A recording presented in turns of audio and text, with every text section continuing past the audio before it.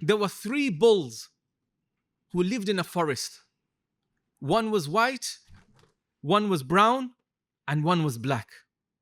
They were brothers, and they lived together in harmony. And in this forest, there also lived a tiger that had his eye on the bulls.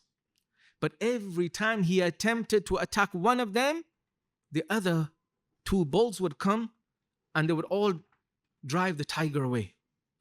So the tiger decided I need to improve his strategy.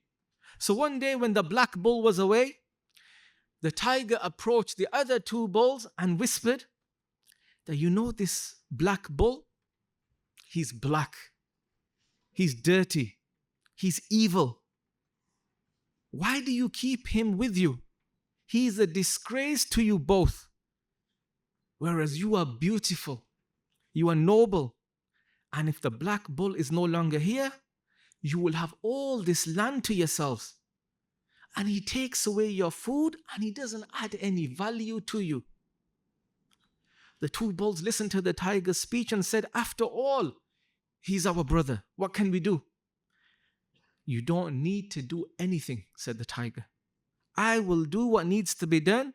Just turn your back and don't come to his help when he calls out to you. And they agreed.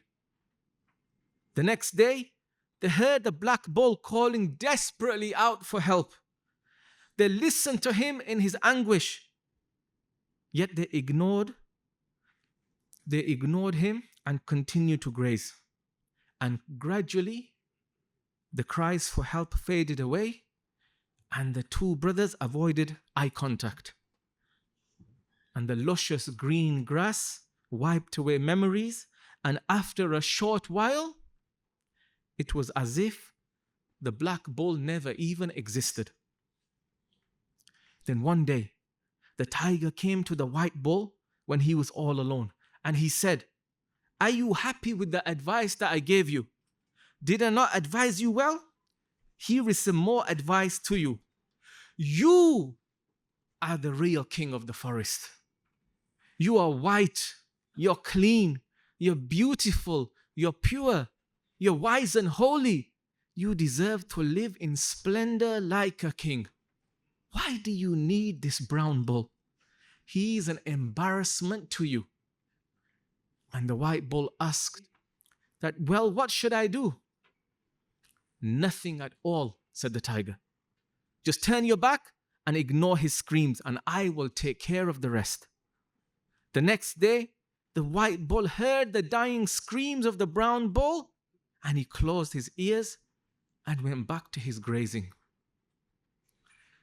And then the white bull lived by himself happily for a few days, grazing where he wanted, drinking from the clean streams in the forest.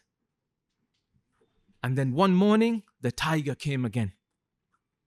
However, from the look in the tiger's eyes, the white bull knew that this visit was different, and suddenly the white bull's whole life flashed before his eyes. And he remembered the time when the 3 brothers would stand together shoulder to shoulder. And he remembered every incident that happened after then. And as the tiger sat before him, not in any hurry, knowing that the result was predetermined, the white bull said to the tiger, I do not die today.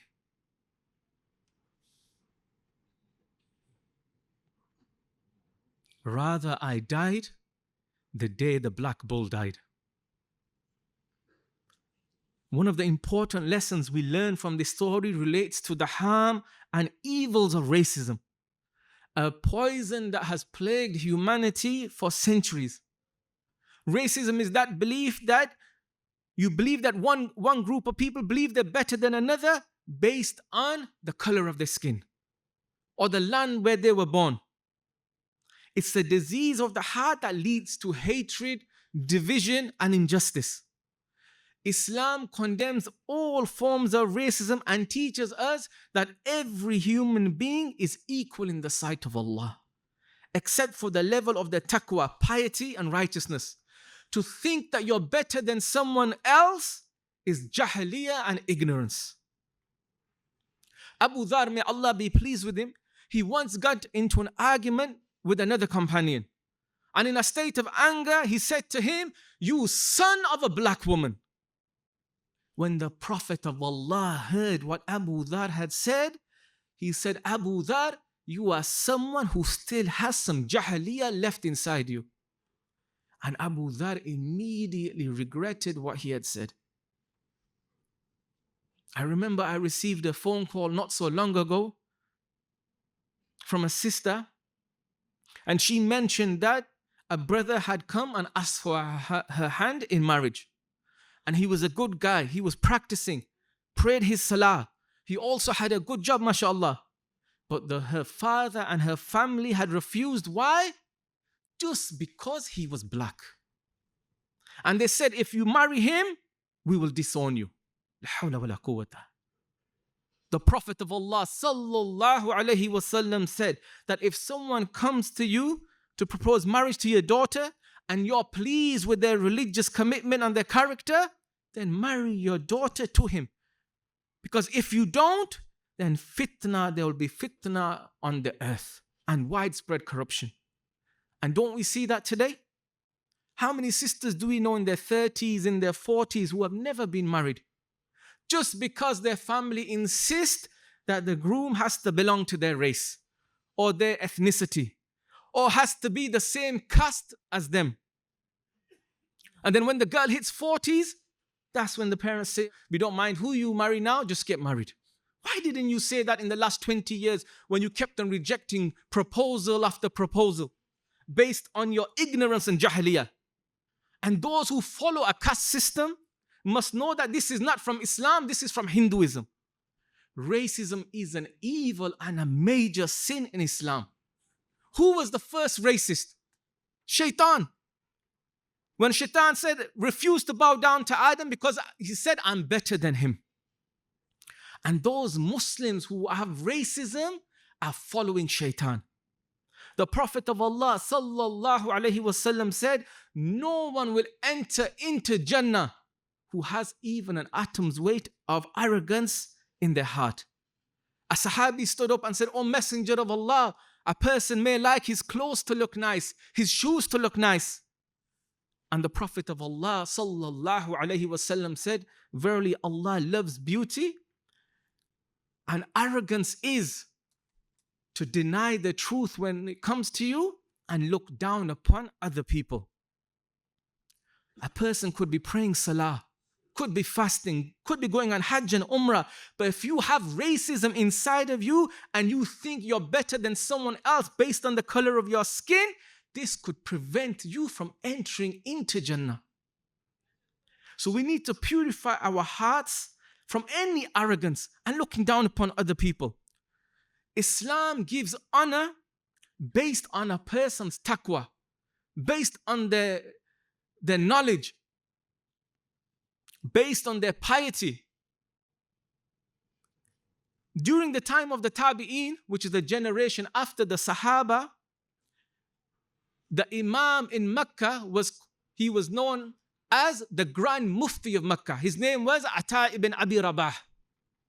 No one in the time of the Tabi'een was allowed to give fatwa in the Haram of Mecca except for Ata. Imam Abu Hanifa rahimullah said, "I've met many great people in my life. I've never seen anyone greater than Ata ibn Abi Rabah." And Ata was black. He was a black man. And he was the Grand Mufti of Mecca in the time of the Tabi'een. So our race, our skin color, our wealth, our nationality does not make us superior over other Muslims. Our beloved Prophet Muhammad sallallahu alaihi wasallam, who was the ultimate role model in combating racism, over 1400 years ago, he declared in his final farewell sermon that no Arab is superior than a non-Arab. And no non-Arab is superior than an Arab. No white person is superior than a black person. Nor is any black person superior than a white person. A person's superiority is only on the basis of their piety to Allah. And we need to remember that Allah created all human beings from a single soul. Allah mentioned in the Quran, be mindful of your Lord who created you from a single soul. So we need to remember that there is no superiority of one race over another in Islam. And the diversity in humanity is a sign of Allah's greatness and wisdom, not a cause for division or discrimination. Dear brothers and sisters, racism not only harms individuals, but it also weakens us as an ummah. Look at the state of the Muslims today. Look what's happening in Palestine to our brothers and sisters. Look what's happening in Kashmir. Look what's happening in Burma and many other countries around the world. So we Muslims, we need to stand as one united body. And Islam gives clear guidance on how to eliminate this disease of racism. And we need to know that Allah has created us into different nations and tribes so that we may know one another, not hate one another. Our diversity in languages, cultures, and our appearance, this enriches humanity. And it's a mercy from Allah and a test. And it's a test for us to treat one another with respect and kindness. Allah calls the believers as brothers in Surah Al-Hujurat. So it's our duty as Muslims to stand against all forms of racism, whether it's in our hearts, whether our community or the wider society. Let's reflect on the example of Bilal. May Allah be pleased with him. And that's a powerful reminder how Islam stands against racism. Bilal, who was a former slave, an Ethiopian, was chosen by Prophet Muhammad sallallahu alaihi wasallam to be the first mu'adhin in Islam. Look at this honor, subhanallah. And this further highlights that Islam honors people based on their piety.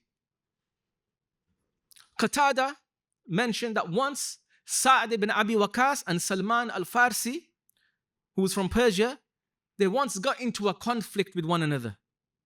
And out of anger and frustration, Sa'ad said, "Tell me your lineage, O Salman."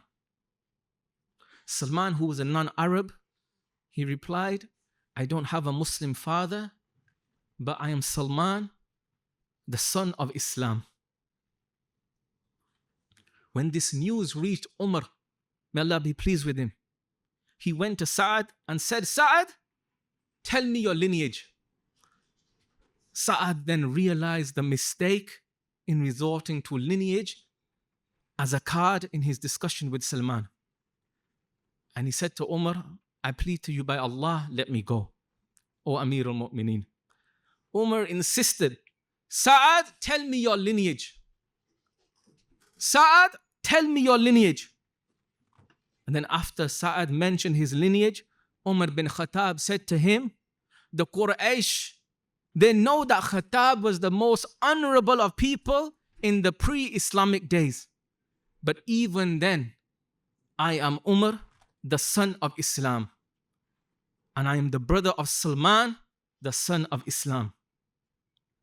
So we need to remember that we should never look down upon anyone because of their skin color. Never let your lineage, your nationality, your race, your caste, your color make you forget that we are all, in fact, the sons and daughters of Islam. And we should always stand united against all forms of oppression and never fall for the tricks of people who try to disunite us.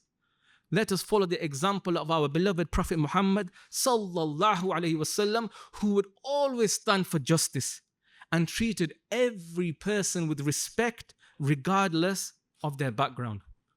O Allah, make us love one another and remove any hatred and arrogance from our hearts. Allah, guide us to be just and upright in all our dealings. Allah, purify our hearts, strengthen our brotherhood, and guide us to be amongst the righteous. أقول قولي هذا وأستغفر الله.